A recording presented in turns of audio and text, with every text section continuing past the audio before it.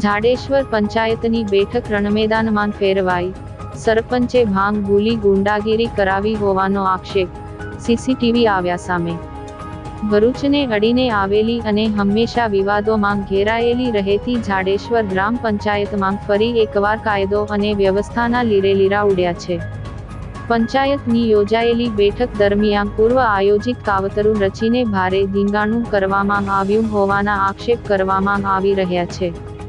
ગ્રામસભાની બેઠક ચાલી રહી હતી તે દરમિયાન સરપંચ કબીર વસાવા અચાનક ઉશ્કેરાઈ ગયા હતા.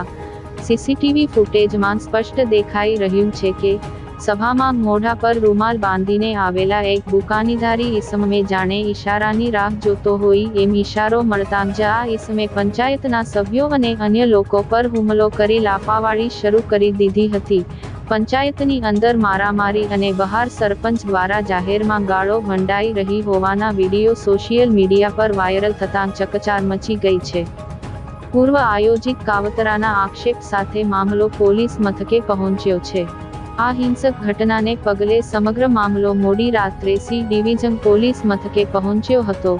ગ્રામ પંચાયતના સભ્યો અને રહીશો દ્વારા પોલીસમાં અરજી કરીને આક્ષેપ કરાયો છે કે આ સમગ્ર ધીંગાણું પૂર્વ આયોજિત કાવતરું હતું, જેમાં સરપંચે જ પોતાના પદની ગરિમા નેવે મૂકીને ગુંડાગીરી કરાવી છે તેવો આક્ષેપ કરવામાં આવ્યો છે. જ્યારે સામા પક્ષે પણ રજૂઆતો કરાતા હાલ પોલીસે બંને પક્ષોની સામસામે અરજીઓ મેળવીને સીસીટીવી ફૂટેજના આધારે કાયદેસરની તપાસ હાથ ધરી છે.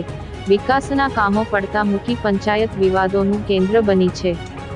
ઉલ્લેખનીય છે કે જાડેશ્વર ગ્રામ પંચાયતમાં અગાઉ ડેપ્યુટી સરપંચની વરણી અને સરપંચના અંગત જીવનને લઈને પણ ભારે વિવાદો ચાલ્યા હતા.